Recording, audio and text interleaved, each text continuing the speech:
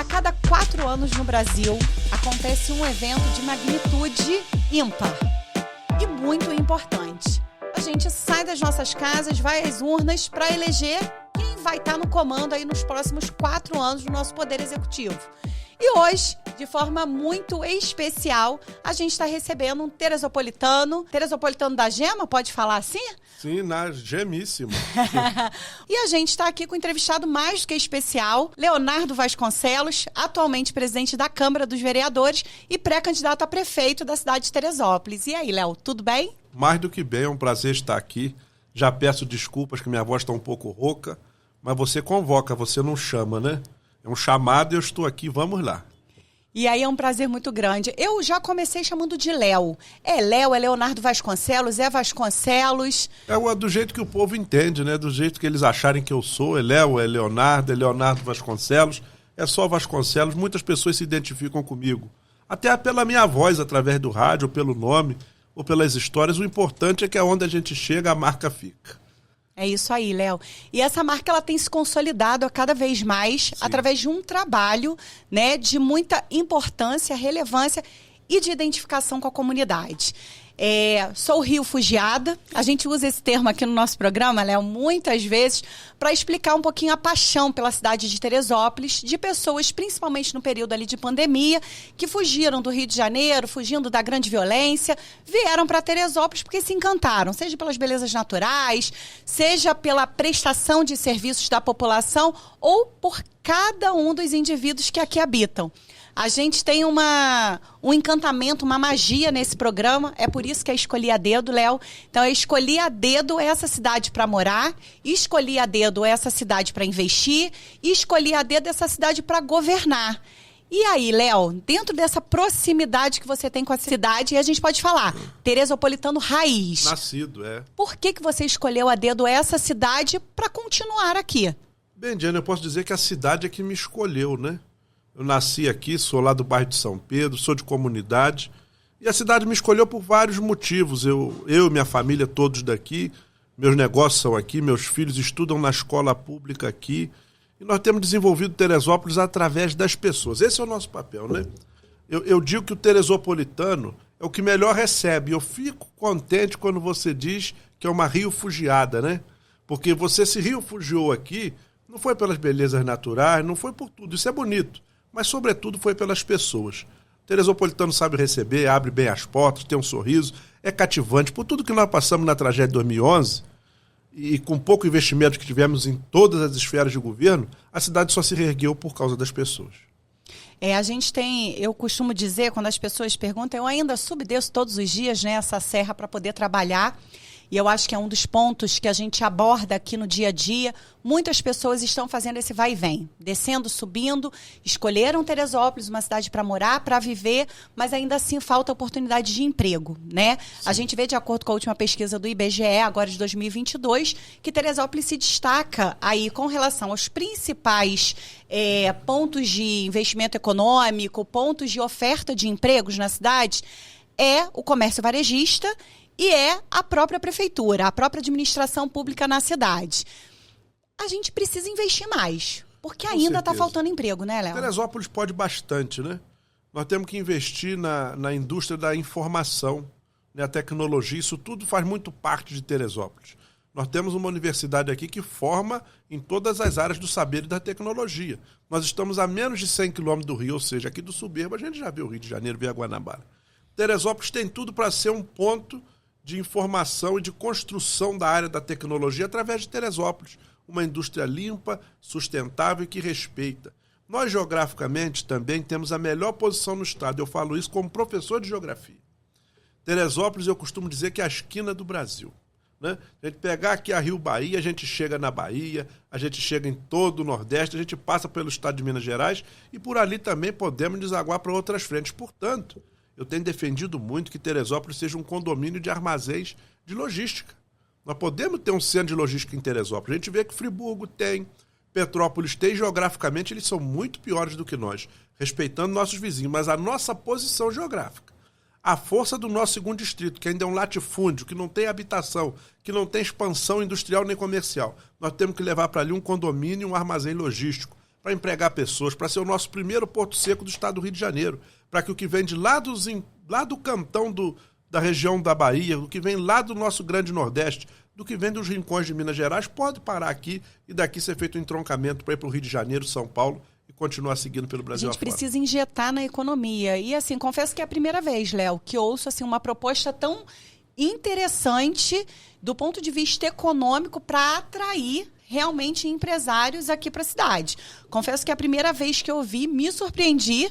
E eu acho que a gente pode explorar bastante isso aí. Sim. Em alguns pontos. Você já tem pessoas interessadas? Você tem gente que te procura, que tem uma visão parecida com você nesse sentido? Com certeza. Inclusive, Teresópolis tem uma empresa que chama-se Golden Service. É a principal do país e uma das melhores da América Latina em rastreamento de carga. Bacana. É teresopolitana. E conversando isso com seus diretores, eles concluíram o que eu disse realmente. Eles administram centros de logística em vários lugares do país que não têm o privilégio geográfico que nós temos. Nós temos uma região plana na cidade, dentro do 2º distrito, que pode ser um condomínio de armazéns logísticos que dará a condição da gente distribuir mercadoria por todo o norte e nordeste e também parte do sudeste, saindo de Teresópolis. Não suja, não polui, dá emprego e é sustentável. É bom a gente ouvir propostas que tenham, de fato, assim, qualidade e viabilidade de execução. Porque eu acho que essa que é a diferença muito grande de muita gente que se propõe pré-candidato por aí. Né? A gente vê uma diferença muito grande porque a gente fala, e aí no senso comum, né? O pessoal sabe como que funciona. A gente fala assim, a base de tudo é educação. E aí parece uma frase meio clichê, né? Todo mundo diz isso, a base é a educação. Só que a gente fala da base é a educação porque a gente está falando desde o ensino fundamental até a formação desses profissionais aqui na cidade. E quando a gente conversa com um pré-candidato que é professor, né, e é professor e gestor público, porque é a sua formação, você é formado em pedagogia, administração pública e tem toda a experiência, que é o que falta para muito pré-candidato por aí, né, Léo? A experiência da gestão para fazer proposições, mas proposições com viabilidade de execução. Porque falar que a gente pode muita coisa, eu costumo duvidar muito de quem fala que pode muita coisa, teve oportunidade e não fez. Mas eu preciso de mais tempo, eu preciso de um outro parceiro para que consiga executar. Eu acho que, assim, existe um tempo para todas as coisas. E eu acho que é tempo de transformação. Falando um pouquinho dessa experiência, de você como professor, você tem uma experiência na gestão como secretário de educação. Sim. Como que foi essa experiência, Léo? A experiência foi de deixar as mais de 100 unidades escolares que nós temos, os mais de 20 mil alunos e quase 2 mil profissionais em sala de aula, fora os colaboradores nossos, de trabalharem como eles acham que é bom, né? A escola ela tem que ter sua autonomia em gestão. Ela é comunidade escolar, ela é o quê? Funcionários, é aluno, mas também é o entorno. A escola não é uma ilha, né? E por ela não ser uma ilha, ela ter que conviver com o ambiente externo e construir um bom ambiente interno, cada escola tem o seu pedacinho, né? Eu costumo dizer que a educação é igual uma colcha de retalho. Ela é bonita, esparramada, mas a gente tem que... assim, cada parte dela específica tem que ser bem costurada. E qual é o nosso papel enquanto gestor? É ser a linha. É fazer todo esse alinhavo para que se torne uma boa colcha. Qual é o papel do secretário de educação? Não deixar faltar merenda, não deixar faltar material, investir em infraestrutura, melhorar as condições de salário, fazer com que o aluno tenha apetite em educar-se. Né? Nós temos que levar o esporte, nós temos que levar o jiu-jitsu, a boa merenda, a comida bem temperadinha. Isso tudo causa vontade de querer estudar. Eu era assim, creio que você também. Com certeza. Então nós temos que despertar no aluno os quereres dele. E eu não vou fazer quereres obrigando, impondo, tratando mal, dando só arroz com feijão e ovo cozido, que é o que eles têm feito. Não. Nós temos que criar todo um ambiente para que a transformação social que aconteça dentro da escola seja trazida também por eles quererem vir. É porque, na verdade, Léo, quando a gente fala dessas imposições, a gente sabe que fazer gestão no âmbito privado é completamente diferente de fazer gestão pública. Justo. Né? Eu sou uma defensora, eu sou servidora pública de carreira, sou gestora pública há 21 anos, né, em diferentes cargos, dentro da assistência social, dentro da habitação, dentro da administração pública. E enquanto servidora, eu tenho muita dificuldade da mistura do público e do privado. Eu acho que o público vem enquanto parceiro para poder motivar, impulsionar atividades na área pública. Mas o gestor público, ele tem formações diferenciadas.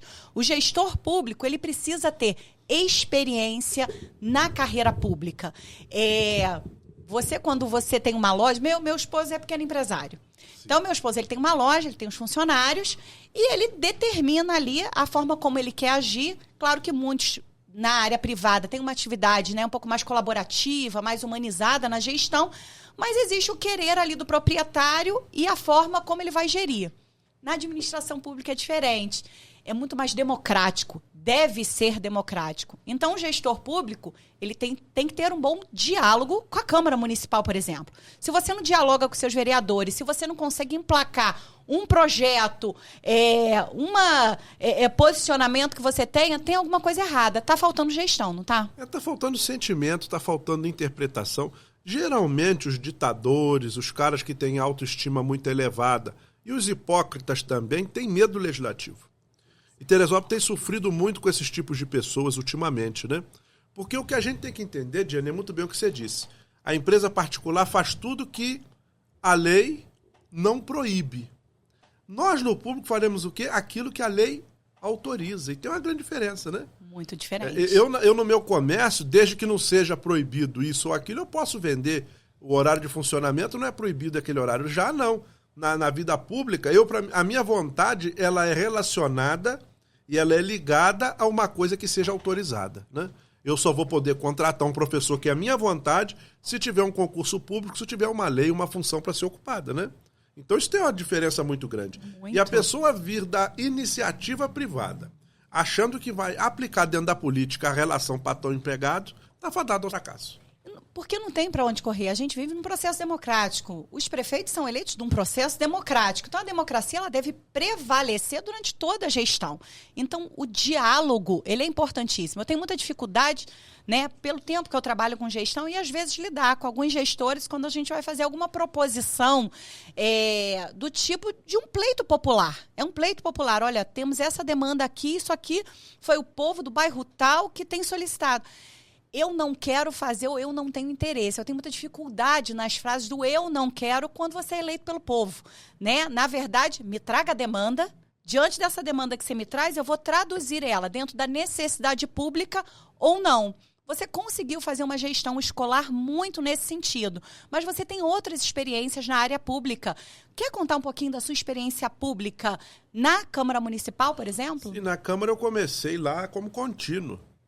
Fui diretor da Câmara, por alguns presidentes, e depois fui ser secretário de Educação, fui secretário de Governo e voltei para a Câmara como vereador e sou presidente da Câmara pela 4ª vez, né?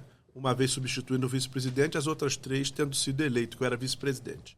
Então, 4 vezes em ocasiões diferentes, presidindo a Câmara. Isso tudo nos dá a amplitude, Diane, de que o administrador público precisa saber ouvir, né?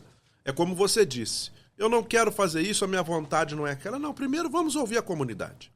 Se a comunidade precisa, e é ela que nos dá o diagnóstico das necessidades.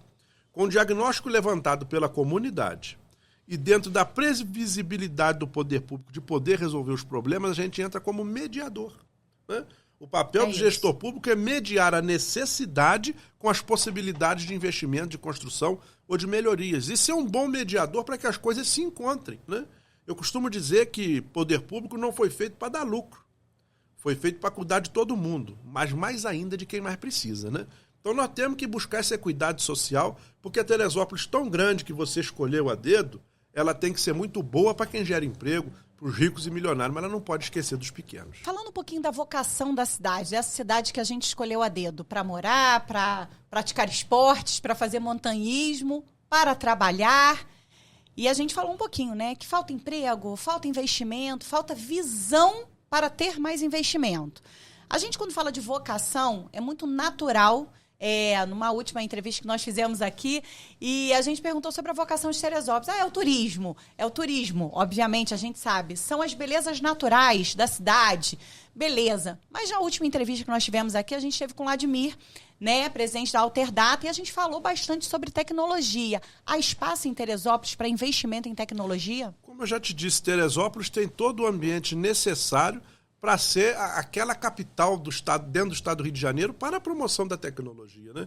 Pela questão do clima, pela questão do trabalho, pela condição de ser próxima à capital, mas tem uma condição melhor que todas elas. Qualquer pessoa do Brasil do mais rico que seja ao mais simples, vai gostar de morar em Teresópolis. Né? Nós não estamos falando de fazer um grande data center do Estado numa região abandonada, num lugar longínquo, num lugar desértico, não. Nós queremos trazer essas pessoas para a cidade mais alta do Estado e a mais importante também. Então isso também ajuda a trazer. Os quereres também vão ser despertados, não só pela proximidade, pela condição climática e tal, mas pela qualidade de vida.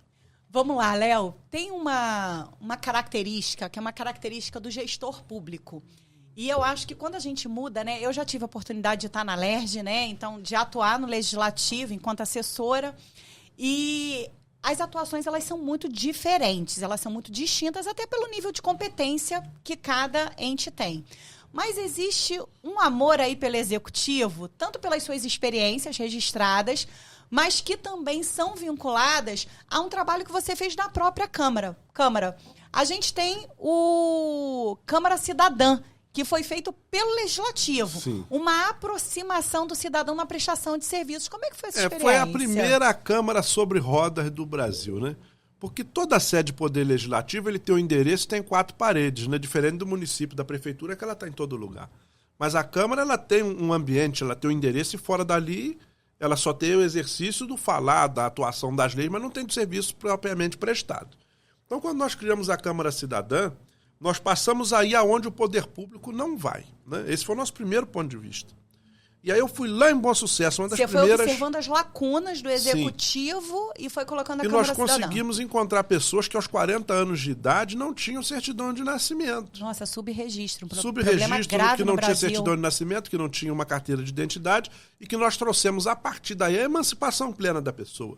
Porque ela foi cadastrada no Cade Único, ela já pode ter direito ao Bolsa Família, ela pode ser inserida no mercado de trabalho como uma pessoa formalizada e não um subemprego. Então a Câmara Cidadã é isso, é ir ao encontro das pessoas onde o poder público nunca chegou. O outro trabalho que a gente fez foi com a Universidade Educa Brasil, que foi parceira da Câmara de primeira grandeza. Nós pegamos mais de 200 cursos profissionalizantes, né, feitos por educação à distância, em que nós formamos cozinheiros, barbeiros, manicures, recepcionistas de hotel, recepcionistas de restaurante, cuidadores de idosos, são muitas profissões. Eu fico muito contente toda vez que eu chego no lugar. Professor, eu estou trabalhando aqui, foi por causa daquele curso que eu fiz. E aí, esses dias eu fui cortar o cabelo, o moço falou assim, Leonardo, tá vendo aquele diploma ali? Para você pode não parecer nada, mas para mim foi o único diploma que eu consegui. E por causa dele, hoje eu sou barbeiro profissional e eu aumentei mais R$5 a minha tabela e as pessoas pagam porque vê que eu sou profissional. Então esse é o papel da Câmara Cidadã, é levar a cidadania, é promover saúde, bem-estar, integração. E esse foi um projeto que deu muito certo.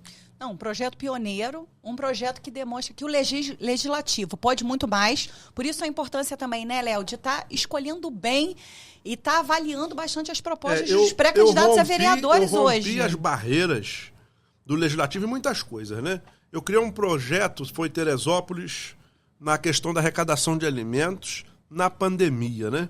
Nós fizemos um trabalho chamado Compartilha Teresópolis, em que nós, nos supermercados da cidade, colocamos carrinhos vazios com a propaganda, emprestamos o nome da Câmara, junto com a Cruz Vermelha, 2 instituições fortes, para arrecadar alimentos e levamos alimentação a muitas famílias. Quando houve aquela tragédia em Petrópolis, né? 1 ano e pouco atrás, ou 2... nós também fizemos isso. Em uma semana levamos 18 caminhões cheios de mantimento, ou seja, a Câmara também tem a sua capacidade de chamar o povo à ordem, de se unir, de construir e ser um vetor, né? Um canal mesmo de levar o que mais precisa para as sociedades e principalmente os lugares mais distantes. Engraçado, Léo, você apontando essa atuação muito ativa da Câmara Municipal sob a sua presidência, né, com o apoio, obviamente, de amigos, colegas, vereadores ali, que estão engajados também em tornar uma cidade mais presente para o cidadão, você acaba despontando por uma outra característica sua de poder de articulação que falta para muitos gestores hoje em muitas cidades, que é o poder de articulação intermunicipal e entre os entes federativos, Sim. né? Porque a capacidade de articulação, ela não tem a ver com uma questão partidária tão somente, ela também é importante. Hoje você mas vê... principalmente a capacidade de diálogo e de parcerias, promover parcerias. Você bateu numa tecla fundamental, né? Cada R$1 que chega em Teresópolis, dos governos estadual ou federal, Teresópolis só tem 50 centavos em equivalência, ou seja, a nossa cidade é totalmente dependente do dinheiro do Estado da União.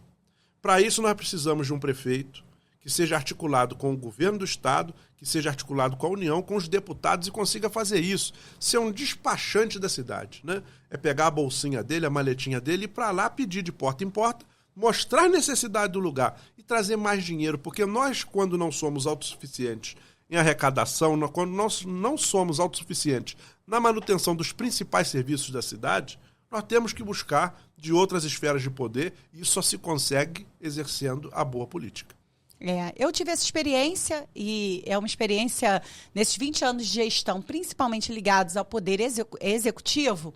A gente sabe que o vereador que consegue benefícios para o seu bairro, para alguma atuação específica de um programa, de um projeto, é aquele que vira o despachante mesmo. Sim. É aquele que se torna chato. A gente brinca, né? Que é o vereador chato. Quem é o vereador chato? É o vereador que pede. Vereador que não pede, está legislando para si próprio. Né? E a gente ouve muita coisa na cidade falando que a Câmara hoje tem projeto de poder, que a Câmara hoje tem projetos pessoais. Eu vejo que a Câmara tem capacidade, tem mostrado uma grande capacidade de mobilização e transformação. Sim, você falou a palavra correta.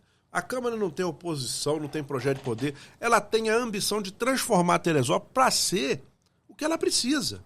Porque, veja bem, o poder legislativo é o poder de todo mundo.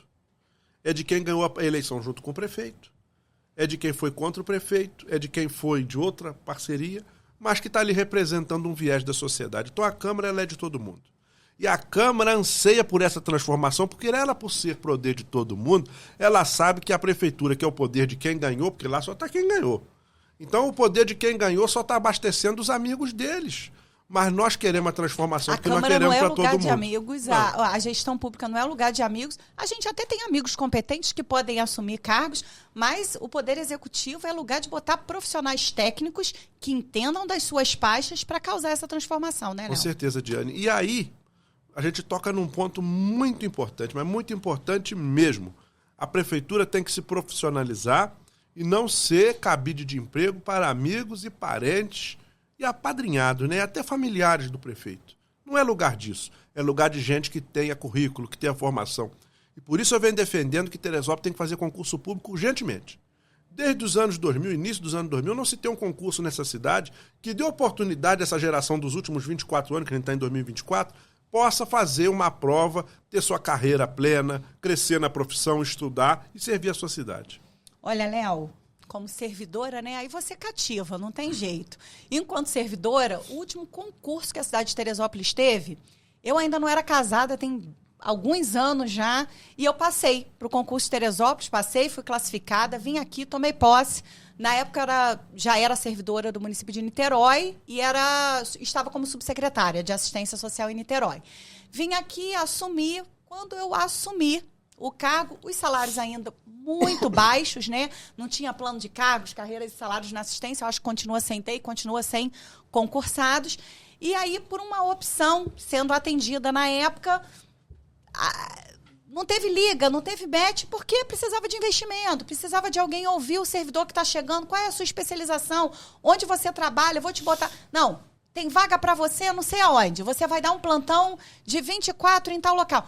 Não escuta o servidor, não ouve o servidor. E sem servidor, a gente não consegue falar de política pública continuada. A gente fala de cargos que eles têm começo, meio e fim de forma muito rápida, né, a critério do gestor, e a política pública ela não continua. A pauta defesa do servidor é uma pauta de Leonardo Vasconcelos? Com certeza. Eu, quando secretário de Educação, fui o único que dei todas as equiparações salariais e fui quem terminou a implantação do plano de cargos e salário do magistério. E mais do que isso, ainda consegui corrigir todas as distorções nas carreiras que existiam, principalmente aquelas de quadro suplementar. A gente conseguiu unificar tudo isso. E o magistério reconhece. Estava secretário de governo quando foi feito o plano de cargos e salário dos funcionários atuais, que hoje, infelizmente, completam 47% de perda salarial. Desde 2013 para cá, nós curamos um abismo lá em 2013 e hoje já abre outro rombo. 40 e tantos % de perda do salário, da capacidade de compra. Esse período que você fica, quanto secretário, enquanto gestor, promove essas melhorias, depois a gente tem uma queda, uma perda, né, da não continuidade do investimento nessa gestão, mas a gente também não pode retroceder, né, Léo? A gente não pode voltar à política antiga da cidade, uma política de coronelismo, uma política de, fulano era quem me dava emprego na época. A gente precisa mudar a realidade com capacidade de transformação, de ação e de políticas eficazes. E para isso a gente não está falando de idade, não. A gente está falando de poder de governança e poder de articulação. A gente não pode retroceder mais, né, Léo? Não pode retroceder, a gente não pode estar na mão de pessoas instáveis, Diane. Teresópolis precisa de estabilidade. Eu posso ter vários defeitos, mas toda empreitada que eu pego, eu termino. Eu vou num ponto que eu acho que é fundamental e crucial para a discussão e para essa eleição. Eu acho que é um ponto que pode mudar a realidade e o rumo dessas eleições com quem tem proposta de viabilidade de execução e quem já está trabalhando a favor disso. A gente tem um problema crônico hoje. A gente, no Brasil, tem um sistema que é copiado, que é invejado, que é publicizado em todo mundo, que é o Sistema Único de Saúde. O Sistema Único de Saúde, ele é pioneiro quando a gente fala desde as campanhas básicas de vacinação até os modelos de internação, de centrais de regulação. Mas em Teresópolis, por que não está funcionando? Por falta de vontade política, né?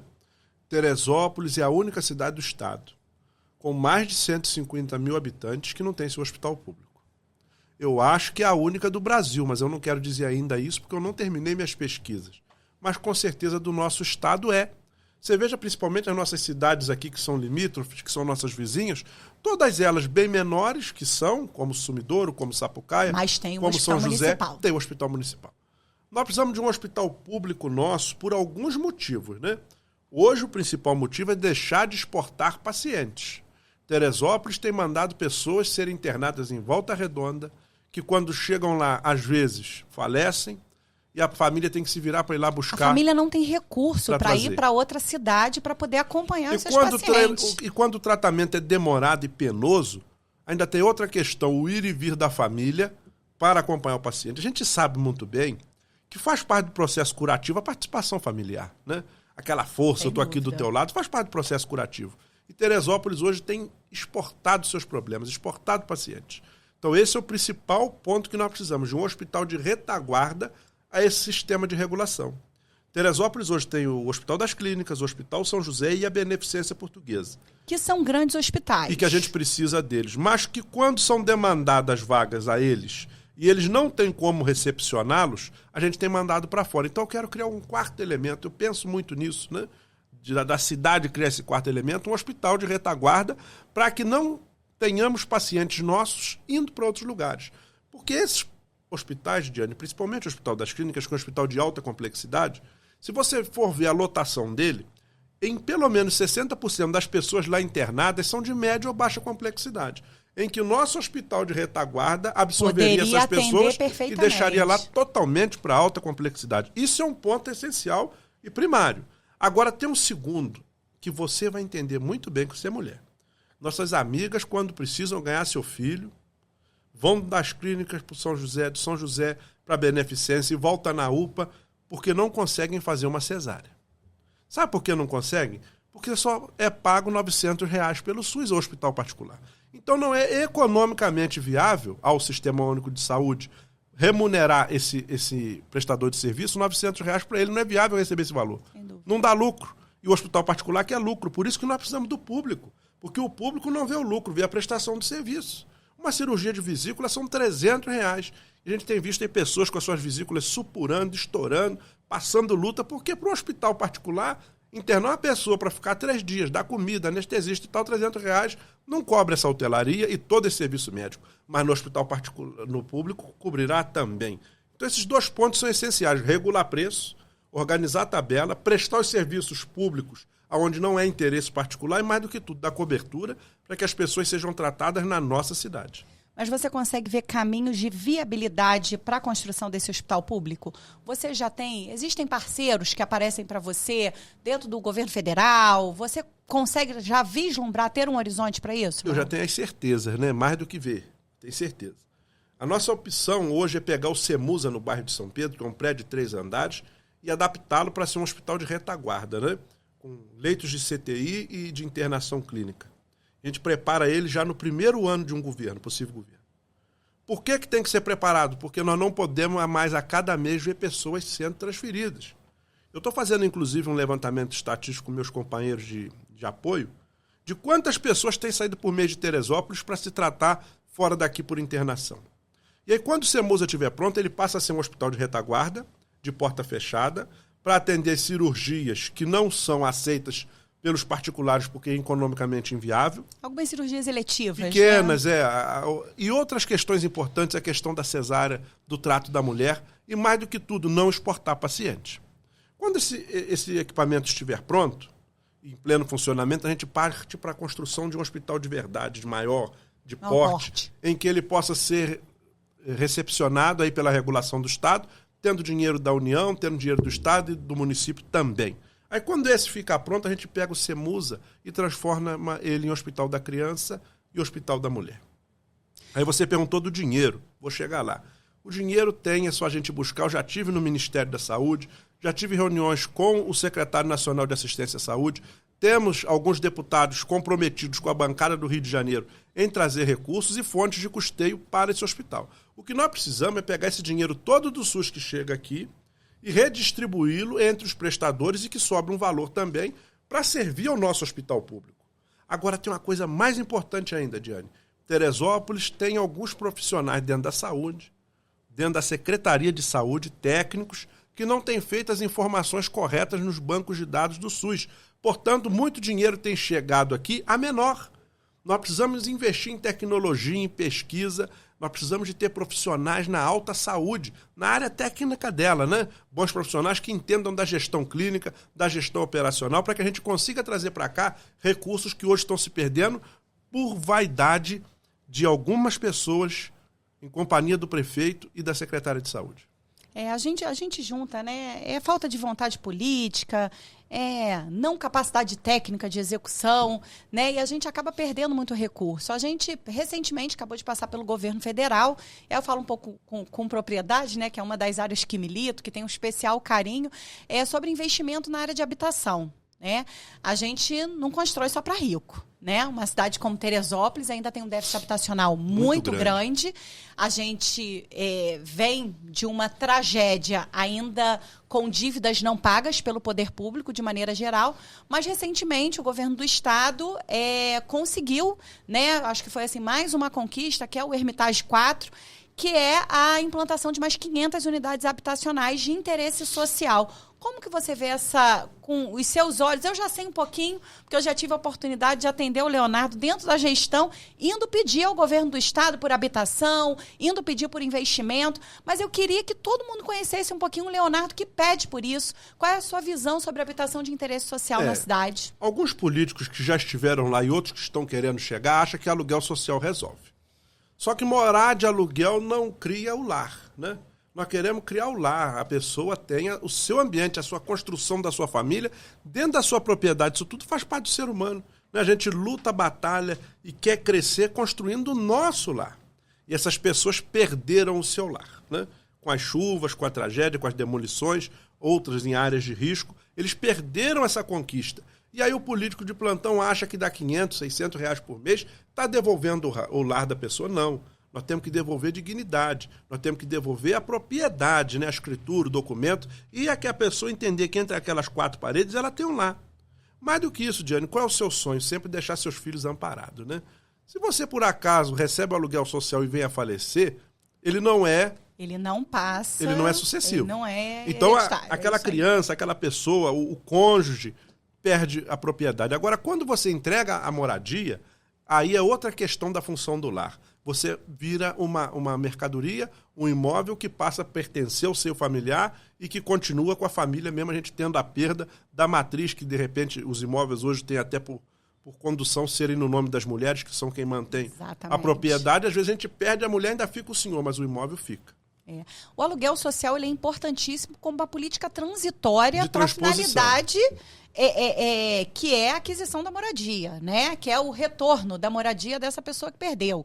Mas ela tem que ter começo, meio e fim, né? Mas o aluguel social, ele tem o seu valor, né? Quando aplicado corretamente por tempo, de fato, determinado.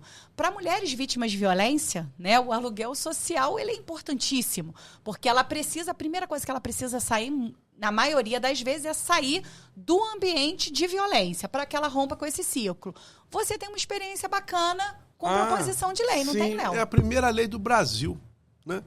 Eu construí, junto com a professora Tânia Baroni, que já hoje não está mais entre nós, a primeira lei do Brasil que criou o aluguel social para mulheres vítimas de violência doméstica, que, inclusive, tem esse cunho seu que você explicou aí. É um momento transitório, que por um ano a pessoa possa sair do jugo do companheiro ruim e possa reescrever a sua história. Ela possa passar por um curso de formação e, ao final de tudo, ela faça a vida dela como ela quiser. O que a gente tem visto, infelizmente, são muitas amigas nossas que hoje convivem com os maus companheiros porque não tem para onde ir. Então, quando a gente oferta, através da Secretaria da Mulher, através do Serviço Social, de uma pesquisa social própria, que demonstre que ela não quer viver mais com aquela pessoa, que está tendo algum problema com ela, até mutilações emocionais e outras tais. E isso tudo é encontrado, a gente tem como poder público a obrigação de dar condição para que ela possa reescrever a sua história e vivendo e fazendo a vida dela de outra maneira. Léo, a gente falou de habitação, a gente falou de saúde, a gente falou de gestão pública, né? Executada na veia. Aí eu vou brincar, vou usar o termo que eu uso com os meus filhos, né, Léo? A política de verdade, política dos crias, né? De quem está aqui, que conhece, que viveu a realidade de contínuo, a presidente da Câmara Municipal. E não é uma política nutelada, né? Onde a gente fala muito, mas, na verdade, quando a gente vai de execução, eu promovi um evento que tem tanto em geração de emprego, você pode ter promovido ali um posto de trabalho temporário para um final de semana. A promoção de emprego são outros tipos de investimentos que precisam ser feitos. Mas uma área muito debatida em Teresópolis, que, na verdade, eu brinco, e isso é uma realidade que quem está assistindo vai se identificar, Léo. Não é uma realidade que você vive, mas é uma que quem é refugiado vive muito. A gente se muda para a cidade. Teresópolis tem um potencial turístico enorme. Tremendo. E aí o pessoal vem para passar na sua casa, ninguém vem ficar um dia só. O pessoal vem de mala e cuia, porque o pessoal quer ficar no final de semana, o pessoal quer aproveitar. E aí você vem, né, traz uns refugiados, pelo menos pelos finais de semana, para poder aproveitar um pouco a cidade. Com relação a turismo, a gente, depois que começa a morar aqui, a gente vê que a gente está subexplorado, a gente está subpotencializado. O que a gente pode fazer mais pelo turismo de Teresópolis? Eu tenho falado, principalmente no meu programa de rádio, sobre turismo, né? Você deve, de repente, concordará comigo. Teresópolis é a principal cidade do estado. Isso é inegável, né? Na questão turística e de conhecimento, né? Pode ser que Angra dos Reis, Búzios, Teresópolis também. Aí você chega no aeroporto no Rio de Janeiro e não tem uma propaganda de Teresópolis. Você veja que todas as pessoas do Brasil e do mundo querem conhecer o Rio. E quando chegam no Rio, não tem nada no aeroporto que diga visite Teresópolis. Teresópolis é a cidade da CBF, é a cidade mais alta do estado, é Teresópolis, que é a capital nacional do montanhismo. Isso tudo não está escrito em lugar nenhum no aeroporto. Ou seja, a gente perde muitos turistas até por falta de informação, né? Outra coisa que a gente tem que fazer, Diane, você quando vai viajar para vários lugares, você entra agora no YouTube, né, no Instagram, e pergunta como é que são os lugares, vê aquela lojinha, onde é que o restaurante é melhor, onde é que o passeio é bacana, onde é que não te tratam bem. Em Teresópolis você não acha isso, né? O poder público ele tem que se aliançar aos fazedores de mídia, né? O que a gente tem que fazer enquanto prefeitura? Convocar esse pessoal todo, os blogueiros, os jornalistas, o pessoal do TikTok, todos eles, para que cada um venda Teresópolis da maneira como ele enxerga.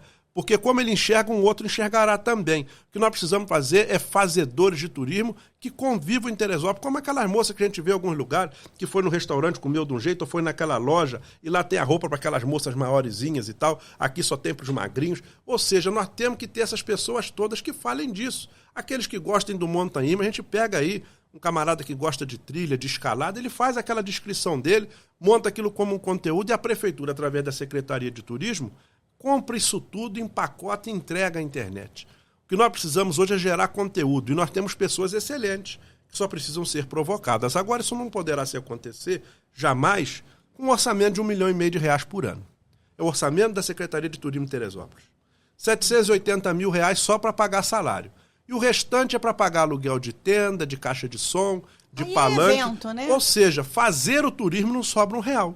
1,5 milhão a gente sabe que é muito pouco, mas também ele é muito mal empregado, né? Então nós temos que fazer isso, vender a cidade lá fora, ter boas pessoas aqui dentro que vendam a cidade e que a gente seja, o poder público, ele tem que ser o alinhavador da política de turismo, né? Nós temos que pegar a boa fazenda que tem seus recursos naturais e incentivá-la para que ela ofereça o turismo. Nós temos que pegar aquele restaurante, aquelas boas trilhas, nós temos que ser os construtores do circuito e de dar condição para que as pessoas passem por esse circuito sentindo o contato do poder público e que os donos das propriedades também se sintam acolhidos por nós. Ou seja, é muito fácil fazer isso, mas tem que ter vontade. Bem, aproveitando o que você está passando aí na área de turismo, vocês não deixem de curtir lá a nossa página e você indo lá no Instagram do Escolhi a Dedo. A gente está preparando conteúdo muito bacana, muito interessante para a exploração do turismo aqui na cidade.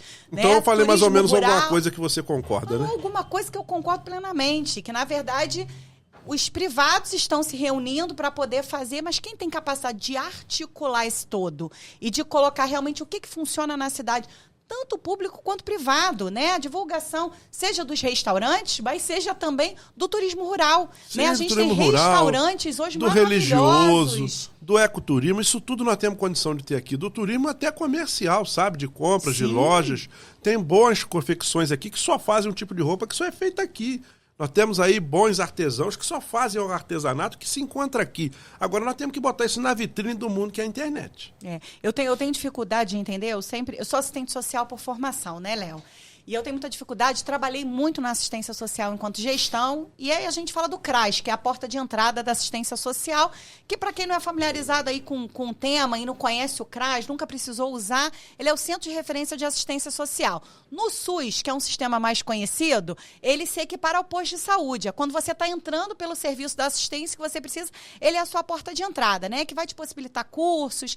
E eu tenho muita dificuldade de entender que tudo que é feito no caráter público, ele tem que dar o dom de que é uma coisa bonitinha que você faz. Então, você faz um crochê, você faz um rendado, e aquilo não te possibilita empreender de verdade, e você acaba botando uma banquinha na frente da sua casa por falta de opção, de visão, porque quando a gente forma essas pessoas, a gente precisa formar, não é para a entrada da cidade, e isso, de fato, eu costumo dizer que é vergonhoso, quando você chega e você entra na cidade, tem uma casa do turista ali para você entrar, e você tem uma feira que simplesmente não é nem divulgada, não é criada para ser empreendedora, você não cria ali grandes cooperativas que poderiam ser criadas para poder alavancar desde a cultura do pequeno artesanato até os grandes lojistas que nós temos na cidade. Então, a gente realmente tem muita dificuldade e quando a gente vai falar de turismo, a gente acaba, a pessoa liga para o seu celular, e deve ser assim também, me indica uma coisa para fazer essa noite aqui na cidade, porque você não tem um lugar onde você fale assim. E que seja neutro, né? Que você indique do menor custo ao mais alto custo, mas o que tem de bom na cidade para fazer. Você não tem um elemento público que reúna todas essas qualidades e potenciais que a nossa cidade tem. Mas o governo começando a fazer isso já é o pontapé inicial para as outras políticas de turismo se desenvolverem. Vender a cidade nos grandes hubs de turismo do Rio de Janeiro e até em outras capitais. Mas também tem fazedores de conteúdo que demonstram que Teresópolis tem muitas nuances, muitas facetas de turismo por aqui. Léo, falando um pouquinho aí, eu costumo dizer, e tenho participado de algumas reuniões políticas aí na cidade, né? E sempre uma coisa que eu observo muito de um candidato se a família está junto com o candidato. E por quê? E eu não estou falando isso por uma visão conservadora, não. Sim. Nem defendo primeiro-damismo, nada disso. Pelo contrário, né? Eu defendo uma gestão técnica de atuação. Mas eu costumo dizer que quem está na rua fazendo campanha para o candidato, se a família está junto, porque na família, né? Eu brinco que aqui, nossa, como a Diane é simpática lá no podcast. Aí eu falo assim, pergunta pro meu esposo, pergunta pro Leandro, pergunta pro Noah e pro Bento, que são os filhotinhos, né? Pergunta, não, mamãe é estressada, porque mamãe também está educando. Mas pergunta quem é a Diane lá. Se eu perguntar quem é o Léo família, quem é o Léo sua família, ela interage com a política de alguma maneira? Ela está aí te defendendo? Ela aparece nos debates? Ela aparece nas campanhas? Conta um pouquinho da sua história com a família. A minha família é como eu, nós temos que servir, né? E por isso, minha filha, que já está daqui uns dias se formando médica, estudou na escola pública, ela já tem a devoção de servir, trabalha. Que bacana. Meu filho fez 15 anos agora, já é jovem aprendiz, está trabalhando, estamos servindo Teresópolis, né? Lá em casa estão as pessoas cuidando de tudo para que eu possa chegar, levar um, buscar outro. A família é isso, é dar toda a condição para que a política se desenvolva. Né? Nós não podemos viver uma política só de fotografia, do que é bonitinho, ou a questão do comercial de margarina que dizem antigamente, né? Até porque a gente sabe que isso não existe, né? Eu sou contrário a esse comercial de margarina aí. Todo político bem-sucedido tem uma grande família por trás, porque a gente larga as nossas atividades familiares, nós políticos, para viver o público. O serviço público é chamado, não é nem vocação, não é nem querer, é chamado. Fazer uma função pública é um chamado. A gente sai de casa às 5, 6 horas da manhã. Quando eu fui secretário de Educação, eu entrava na secretaria às 4 da manhã. É isso. E voltava depois das 10h30, porque na época eu tinha 10 escolas com EJA. E foi na época em que eu acabei com a distorção idade de série, inclusive com o analfabetismo dos maiores, né? Foi quando a gente implantou os núcleos de EJA e ganhei a medalha Paulo Freire do governo federal por isso. Então, se eu não tiver uma família, se eu não tiver uma base, eu não consigo nada disso. Agora, eles são os atores principais dessa grande festa, com certeza são. Agora, cada um no seu lugar, porque eles entendem que o Leonardo é o retrato da casa toda e a gente vai junto com ele, lado a lado, não é nem na frente, nem atrás, é do lado, caminhando, construindo e fazendo as coisas acontecer. Léo, você falar da sua experiência como pai. Pai que filhos estudam na escola pública e hoje estão fazendo uma faculdade de medicina e hoje estão tendo protagonismo. Falta oportunidade de jovem aprendiz. Né? A própria gestão pública municipal não incentiva o jovem aprendiz. Eu já fui educadora de jovem aprendiz, já dei aula, eu defendo a lei da aprendizagem com unhas e dentes e ainda falta muita oportunidade, falta muita fiscalização na cidade também, do poder público, junto ao Ministério do Trabalho, acompanhando a aplicação da lei do jovem aprendiz. O seu filho tem essa experiência. O que você acha um pouquinho? A prefeitura poderia investir mais em jovem aprendizes? Com certeza tem que investir, porque nós temos que entender, no primeiro passo, que 4 horas de sala de aula não resolve a aprendizagem de ninguém. O Brasil é o único país do mundo que acha que em 4 horas está formando alguém. Pelo menos 6 horas de aula era o necessário, né? Então, quando você pega o rapazinho ali com 14, 15, 16 anos e ele só estuda 4 horas e depois está solto na vida, ele se perde. Então, a educação profissionalizante, ela é o contraturno daquelas 4 horas em que o camarada estuda no ensino médio ou no final do ensino fundamental. É um contraturno de aprendizagem, a pedagogia do aprender fazendo. Ele, quando tiver 18 anos, ele vai ter melhor capacidade de escolher a faculdade que ele quer, o curso técnico que ele quer, ele vai poder se enveredar já na profissão que ele almeja, né? E estará recebendo por isso, levando um dinheirinho para casa, ganhando responsabilidade e aprendendo a lidar com as finanças, mas mais do que tudo, tendo o senso de que ele já é um fazedor da história dele. Porque o jovem aprendiz, ele obrigatoriamente ele tem que continuar estudando. Com certeza. Então é um incentivo que a gente dá, né, para a juventude. Gente, uma esperança aí para a juventude, né, de Teresópolis. É uma esperança para quem está faz parte, né, das escolas públicas da cidade, uma esperança. Eu acho que você deixou muito vislumbramento aí de coisas boas que estão por vir. Se tivermos atitudes corretas, se tivermos aí um olhar de fato de pesquisa de candidatos e de propostas que de fato queiram e possam acontecer. Com relação... Só mais uma coisa, aí quem te corta agora sou eu. Tá à vontade. Quando você vê um filho seu aos 14 anos trabalhando, já demonstra que a nossa formação familiar é muito forte. Quem quer ver seu filho trabalhando, não é para trazer dinheiro, mas para se educar, é contra cargo fantasma, é contra cabide de emprego, porque se eu dentro da minha casa prego que cada um tem que construir a sua vida e viver do seu trabalho, nós não podemos ensinar isso dentro de casa e do lado de fora ter rachadinha, ter pessoas empregadas, terem pessoas para receber, para dar para outro. Nós somos totalmente contra isso. Por isso que nós queremos concurso público em Teresópolis, por isso nós queremos fazer as nossas 1.500 vagas, porque eu quero teresopolitano fazendo carreira. Eu quero aquele meu amigo do pote, Diane, fazendo uma provinha e tendo a vida dele, não sendo mais à mercê daquele vereador que botou e que não foi num evento, não assinou o livro no outro dia mandado embora. Não. Nós queremos, com certeza, pessoas que trabalhem, que cresçam na carreira de maneira vertical no concurso e na horizontalidade dela, a cada capacitação ele ganha mais. Olha, sem dúvida nenhuma, eu acho que eu fiz uma trend esses dias, não sei se você viu, Léo, com os meus filhos, é a trend da modinha, né? Que a sua mãe ela tem quantos anos, né? A gente agora acho que tem que fazer umas trends aí dos pré-candidatos, né? Para entender, mas aí tem que botar quem fala de verdade, né? E eu fiz a trend com os meus filhos e A pergunta foi, se você vê a sua mãe sorrindo quando? A resposta deles foi assim, minha mãe sorri quando trabalha. Eu falei, é isso que eu quero deixar de legado para eles, né? É isso aí que é o espelho que a gente quer deixar e é o exemplo que a gente deu. Pra gente fechar, Léo, esse bate-papo que passou voando, eu queria que você falasse um pouquinho por que você escolheu Teresópolis a dedo. Porque Teresópolis me escolheu, né? Eu nasci aqui, me encantei por aqui, me formei, minha família toda daqui. E Teresópolis me escolheu e me escolheu a dedo para ser um teresopolitano que lute por essa cidade, né? Eu conheço cada lugar dessa cidade, cada rua, cada espaço, conheço muitas pessoas, conheço todos os equipamentos públicos e conheço principalmente as necessidades de muitas necessidades que estão hoje escondidas.